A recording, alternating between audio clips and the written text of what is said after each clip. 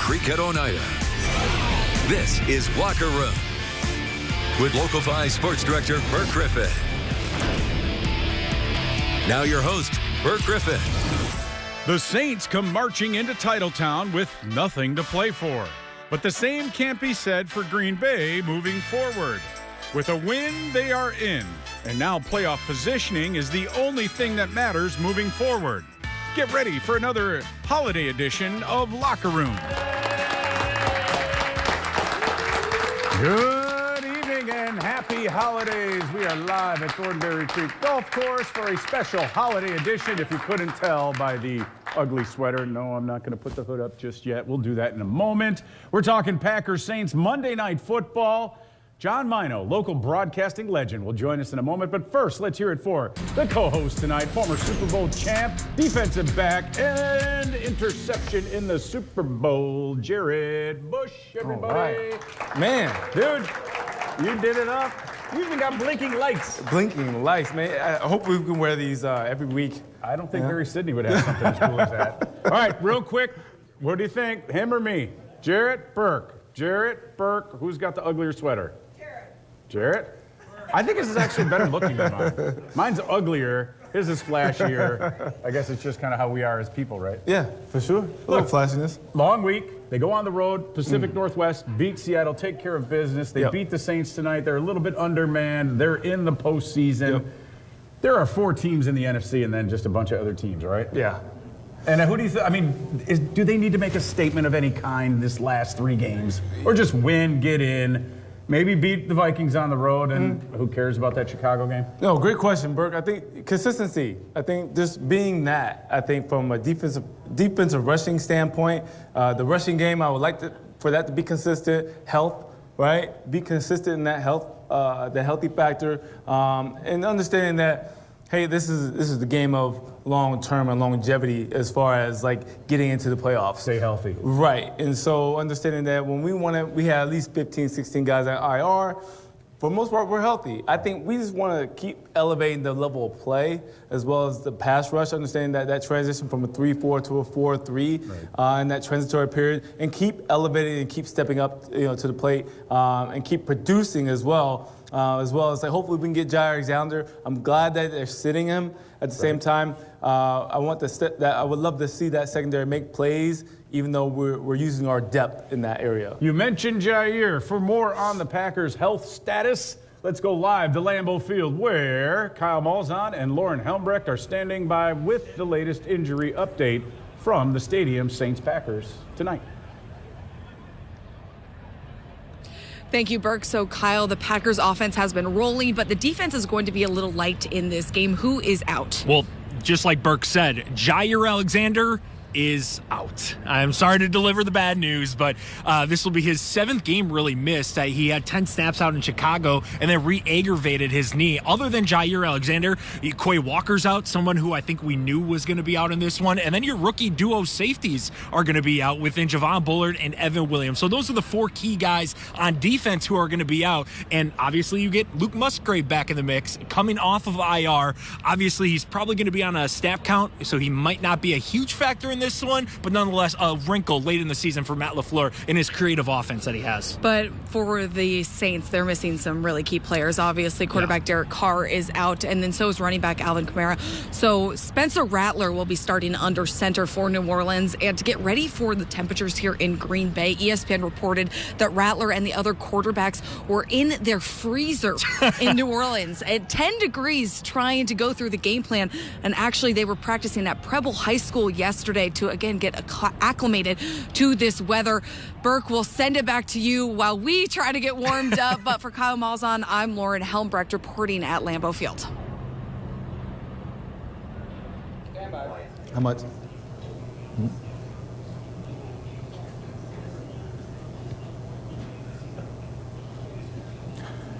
All right, thank you guys. Kyle and Lauren reporting live over there at Lambeau Field. And look, this is going to be a slugfest in terms of the weather. I bet they run the football a lot on both sides. Green Bay is going to do it better. Yeah, I mean, listen, the guys that get groceries and stuff, or they get DoorDash, either way, we live in this stuff, and we definitely know how to execute. I did get a tweet about the quarterback coach wanting to put the quarterback, Spencer Rattler, in the freezer to go through executing some type of plays. I'm not sure how, that's a valiant effort. I'm not sure how much that is going to be effective in this game. Right. However, when you're clinching a football and as well as catching one, two different elements, like I said, I think Green Bay definitely is highly favored in this game. Well, I know the Saints, they used Green Bay Prebles Field. They snowplowed the whole thing. They were out there in the elements last night. But I'm going to say this. One night of practice ain't going to help you out much in this weather. No. You got to do it all week long, right? Right, for the guys from the South are going to come up here, and they will be frozen. Time now for our pivotal performance leading up to this point during the season. Obviously, no game this week. Powered by local IBEW 158. The offensive line at this point of the season, Josh Jacobs, a top 5 running back. And by the way, the only guy in the entire league that's been sacked less than Jordan Love is Josh Allen. Second least amount of sacks by the offensive line. Not only are they protecting their QB, but they're paving the way on the offensive side of the football. The Packers' offensive line is our pivotal performance powered by local IBEW 158. You need a good offensive line to start. I think Jim Harbaugh figured that out at Michigan. Yep. He's taken that to the San Diego. Los Angeles Chargers. That seems weird. Yeah. But that's where it's the big boys up front. Yeah. You can't do it without those guys on both sides of the football, offensive line and defensive line. Of course. I think you're spot on, Bert. I think the offensive line definitely sets the tone, especially if you take the ball at the coin toss. And so to be able to win that battle up front really sets the tone of what type of team you are, what type of philosophy, and how you're going to establish the running game. And I think, and you can't run from it because I think that's part of the game. And so I think that's why they call the NFC North the black and blue conference, is because how effectively we run the ball. That's old monsters of the midway there, Jarrett. Yeah. Bears, Packers, Butkus, Nitschke. Let's go. I'm getting fired up to hearing that. Speaking of tough old guys, we've got a local legend who's been a broadcaster in Wisconsin for a very long time. He is the pride of Negaunee, Michigan. John Mino is in the house. He's going to break down Packers Saints coming up after the break. Locker Room is presented by these fine sponsors.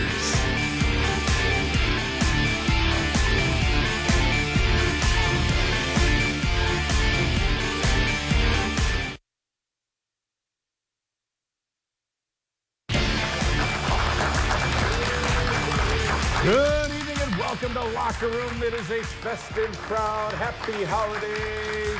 The day before Christmas Eve. Please welcome local Wisconsin broadcasting legend, John Mino. How you doing, buddy? How you doing, man? Merry Christmas. Yeah, Merry You Christmas. never met a microphone you didn't like, did you? Well, some of them didn't like me at times, if you know what I mean. Had our moments. At least you're on board. You got I know, the right? same. I wouldn't say yours is ugly, but I mean, you got Snoopy on there. So Bert calls me today. Oh, I forgot to tell you something. We're going to do an ugly sweater competition tonight. I go, I don't have one. He goes, can't you just go to Walmart or someplace? Yeah, so I did. And I was 21 in line. 21st in line. I was just steaming thinking of Burke right about that. Wow. By the way, you're lucky you got this guy. Right. Because we had him on our radio show, myself and the mayor, and one of the ladies there said that studio has never smelt as good as the cologne this man was wearing. Yes. Yeah. Hey, dude, try outdressed. Yeah. You got the collar I know. underneath his ugly sweater. Yeah. Every night he shows up, and he looks like he's either owning a nightclub or he's Swank. He's that guy. He's that guy. Doesn't matter how We're well. not that guy, Bert. It doesn't matter how We're well not dressed I that am. guy. He's always better. We always wanted to be that guy. 97.9. First of all, before we talk Packers Saints, tell me about your new. I don't say new. Well, it's about a radio- year and a half now. Jim Schmidt. But you got back in. And now you, Mino, and the mayor every morning talking everything. Remember Godfather 3? Yeah. Every time I try getting out, they pull me back in. Yeah. Yes. So doing a morning radio show, 6 till 9 every morning, Monday through Friday with Jim Schmidt. We're having a really great time. Just a fun time. This gentleman's been on there, and we've had a great time. It's fun, isn't it? Yeah, tell them the location, downtown. Oh, right downtown Green Bay. You can't get more downtown Green Bay, right on North Washington Street. Beautiful new building, brand new studio. Right. I mean, it's really cool. I got to tell you something, though. So Burke's radio career started with me as well, okay? He was our phone answerer. at this tiny little station. I was what they call a producer. Yeah. I was the guy behind the glass going, all right, go ahead. What do you want to talk about? Yeah, he would sit there and read the paper. Phones would be ringing. Burke, okay? And he'd always have some snacks. That was back the day Burke might have. What did you weigh back then, Berkey? Oh, I topped out at 327. 327, okay. Yeah. So a couple of years ago, they haven't used that building. It's just locked up. Nobody uses it anymore. Wow. Okay. We actually went in there one day, and it's like one of those movies where there'd been a nuclear disaster and everything just stopped that day, okay? Yeah. Donut wrappers, the newspapers he was reading, empty Mountain Dew things. It's like Burke never left it. It's like a historical thing now. Oh. This is where Burke got his start from. And that was the first start you had, kind of, wasn't it? Not only doing radio with him, but then my TV start was because John just happened not to be there on a Saturday. I don't even remember telling that story. Oh, I don't remember this. I think I shot like St. Norbert football, Oshkosh football, and it was about 3:30, and you said, I'm not going to be there for the 6. Go ahead and just do it. I was like, just go do the sportscast? He's like, oh, well, you'll be fine. Jared, isn't that better, though? Like, if you don't know you're going to start for a game, then they just tell you before the game? Yeah. That's why I did that for you. That was for you. I wrote in my notes, I said, do I say boss, mentor, or just good dude, or not a good dude? I don't know. It's like depends on the day. Depends on the day. No, but this guy helped me out early in my career. We covered Super Bowl 31. Not only in New Orleans, we've got stories about that one. Yes, we do. Not having a hotel room because Max and Jim Irwin and Max McGee came on Thursday and were like, hey, boys, you're in our room. We're like, what? Yeah. And Larry checked us into the radio room for WTMJ. Yeah. And so for 3 days, we were homeless. We slept in the van. At the Super Bowl, we slept in the van. True story. In the Super Bowl. Yeah. True story. With our sport coats for blankets. And Erin Davidson at the time would let us use her shower. Yes. And that's how we did. And she's like, you stinky boys, pick up your towels and get the heck out. Yeah. So everyone talks about the glamour of covering a Super Bowl. Oh, yeah. Do you remember the Ghetto Boys? Bushwick Bill? Yeah. That was him. I met him. So we're downtown on Bourbon Street, okay, working. And there's a starter coat that looks to be moving, like oh, no. It's what like an amoeba. Like an amoeba. And Burke goes, Bushwick! And he had 3 of the nastiest looking guys come over to us like, Careful. Careful. Back off, dude. Yeah. I'm like, I listened to you when I was in high school. Yeah. And he's this real small person. Yeah. And he's got a trench coat on, and he's literally dragging it on the ground. Yes. And John says, let's go. We're going to die. Let's go, Burke. Right. Yeah, it was scary. Yeah. Burke didn't mind. That goes back, 1996. Unbelievable. Should we talk some real football? Okay. All right. Saints, Packers. Well, you know, I went to school in Arizona. So for whatever reason, I always follow high school quarterbacks in Arizona. To this day, I don't know why. Like Brock Purdy, when he went to Iowa State, and Rattler, Spencer Rattler, was the #1 quarterback in the nation. I mean, he was like legit, bona fide. Went to Oklahoma to start off with, then transferred to South Carolina. He's got an arm. He's got a really, really live arm. This kid's going to be okay, I think. I really and truly do. I mean, obviously the Saints aren't going anyplace, but for a kid like this now, without any pressure on him, it's going to be interesting. You guys were talking about the cold weather and everything like that, though. But let me ask you that, Jared. It used to, years and years ago, we always used to say, boy, if the Packers could get playoff games in Lambeau, boom, punch their ticket. Yeah. But that hasn't been the case. Right. And I'm just throwing this theory out there, okay? The Hudson Center, before that was really built the way it is now, I mean, they didn't use it as much. It was like cold in there, and guys would practice outside a lot more. Right. Do you think that's a factor for the Packers not winning? Like the Lions game last year. Should have won that game to go to the playoffs, my goodness. And the Lions just, what is the difference? Because we always used to say the frozen tundra is an automatic W in December. So are you referring to that how we practice inside the Hudson Center, or are you saying...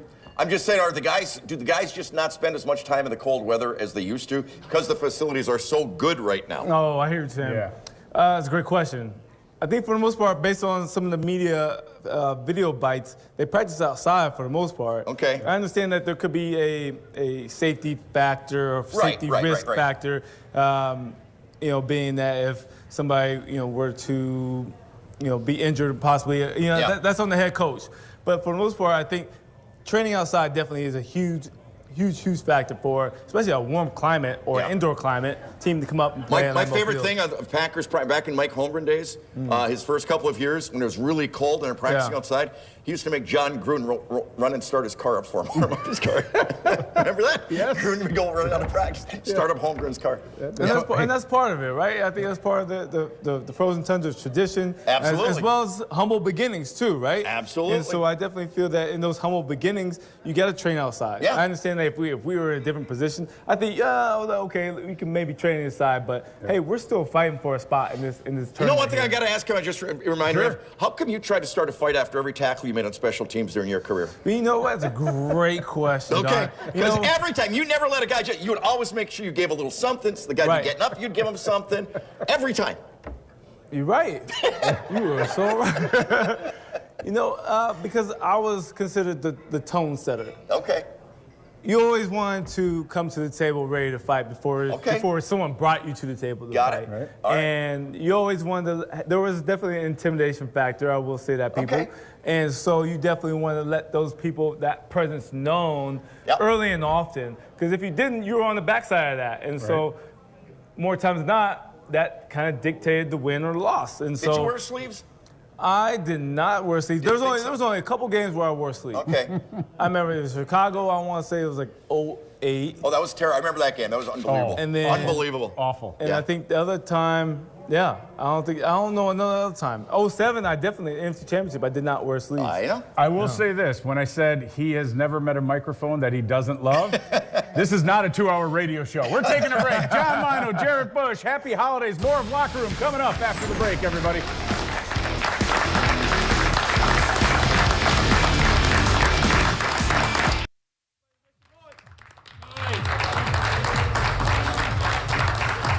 Welcome back to the special holiday edition of Locker Room. He is broadcasting legend John Mino, Jared Bush, former Super Bowl champ. Every week we go in the locker room. Time now for In the Zone, presented by Cameron Nazaire and sponsored by Thornberry Creek and Oneida.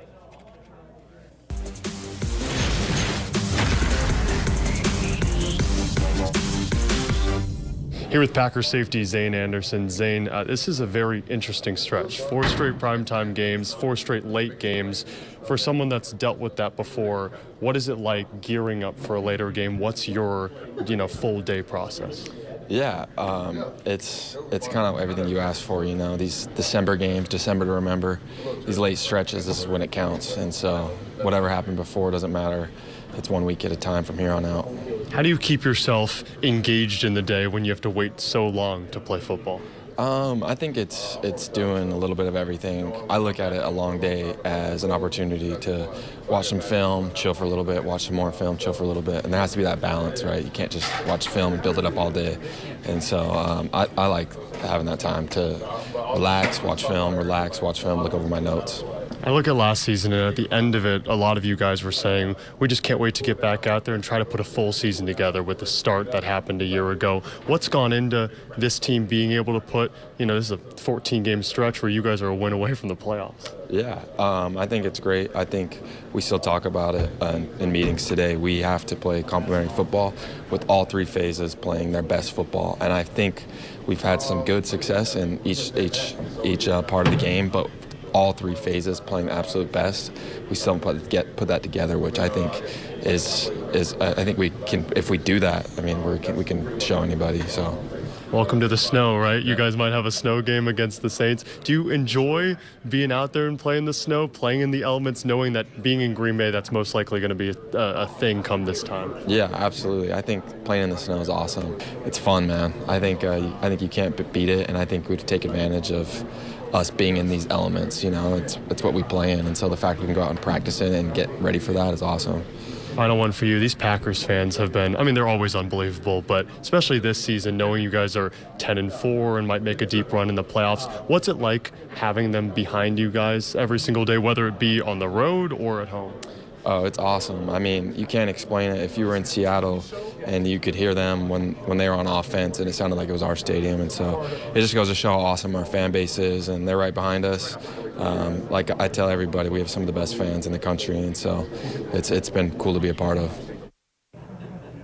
All righty, thank you, fellas. We'll have more from Locker Room. Keys to the game coming up after the break.